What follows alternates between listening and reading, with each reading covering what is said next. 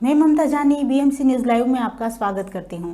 आज के हिंदी समाचारों के प्रायोजक है अल हिलाल हॉस्पिटल एंड मेडिकल सेंटर। समाचार विस्तार से। नागरिक सुरक्षा दलों ने हाजियात इलाके में एक 9 मंजिला आवासीय इमारत की दूसरी मंजिल के अपार्टमेंट में लगी आग को बुझाया।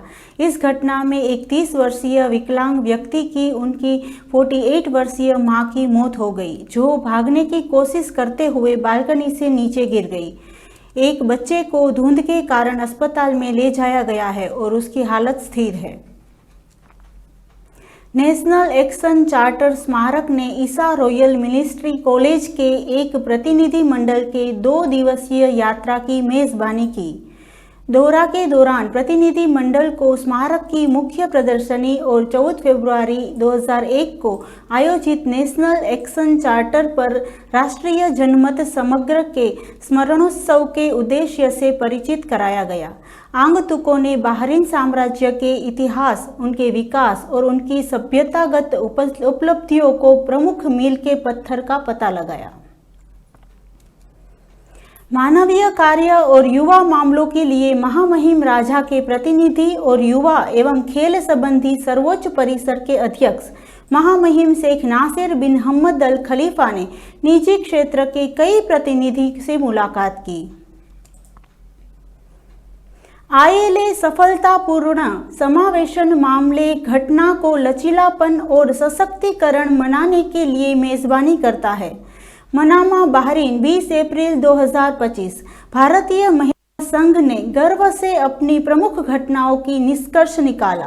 समावेशीय मामलों, प्रेरणा, लचीलापन और सशक्तिकरण की एक शाम 19 अप्रैल 2025 को स्विस पर बेल होटल वाटरफ्रंट। इस कार्यक्रम के समुदाय के नेताओं, समर्थकों और परिवारों को शामिल करने और विविध क्षमताओं वाले व्यक्तियों की क्षमता को हाईलाइट करने के लिए साथ लाया।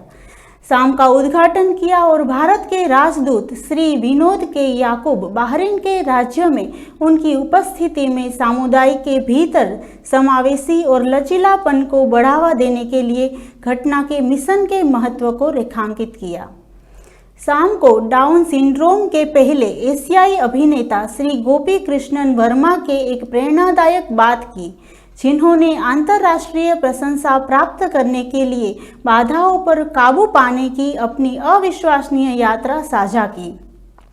उनकी मां श्रीमती रंजना वर्मा ने संगीत चिकित्सा के रूपांतर शक्ति पर एक दिल से सत्र दिया, जो कि समान चुनौतियों को नेविगेट करने वाले परिवारों को और आशा और मार्गदर्शन प्रदान करता है। आईएलए के स्नेहा मनोरंजन केंद्र के बच्चों द्वारा एक कार्यक्रम MIM प्रदर्शन दर्शक को प्रसन्नता करता है, जबकि बहरीन के डाउन सिंड्रोम सोसाइटी के विशेषज्ञों के साथ एक पैनल चर्चा ने विशिष्टताओं को बढ़ावा देने और अद्वितीय क्षमताओं वाले व्यक्तियों को सशक्त बनाने में मूल्यवान अंतर्दृष्टि प्रदान की। आईएलए राष्ट्रपति सुश्री स्मिता जेन्सन ने दूरदर्शी मार्गदर्शन के तहत इस कार्यक्रम में समुदाय के भीतर समावेशन को बढ़ावा देने और लचीलापन मनाने के लिए एसोसिएशन की दीर्घकालीन प्रतिबद्धता को शामिल किया। सुश्री जेन्सन ने जोर दिया कि समावेशन दाता नहीं, यह मानवता है। यह घटना एक वास्तविकता को शामिल करने के लिए लचीलापन, रचनात्मकता और हमारे समुदाय की सामुदायिक शक्ति का उद्घाटन है। आगे बढ़ने से पहले हम लेते हैं छोटा सा ब्रेक और मिलते हैं कुछ खास खबरों के साथ।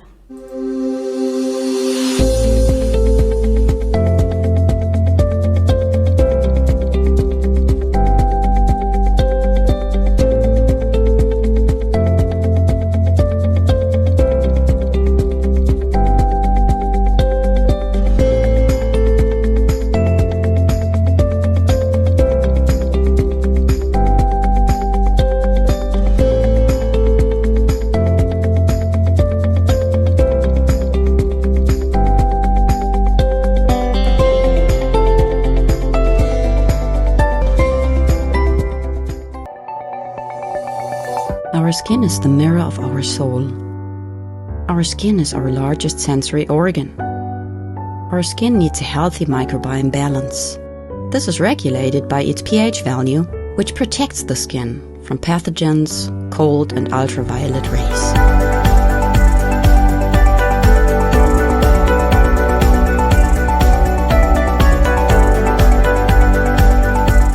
Sebamed protects your skin.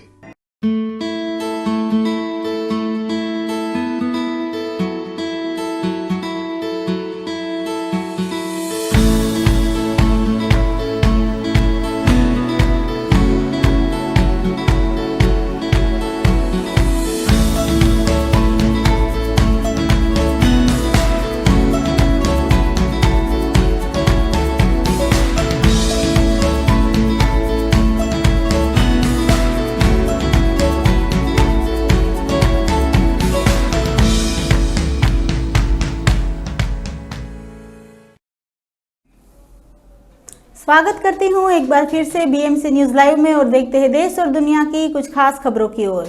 Kashmir और कश्मीरियन को एक बार फिर आतंकियों के निशाने का सामना करना पड़ा। घाटी के अंदर सालों के बाद नागरिकों के ऊपर इतना घातक हमला किया गया। कश्मीर के पहलगाम में मंगलवार को 22 अप्रैल को पर्यटकों को निशाना बनाकर किए गए कायराना हमले में कम से कम 26 मासूम लोगों ने अपनी जान गंवा दी।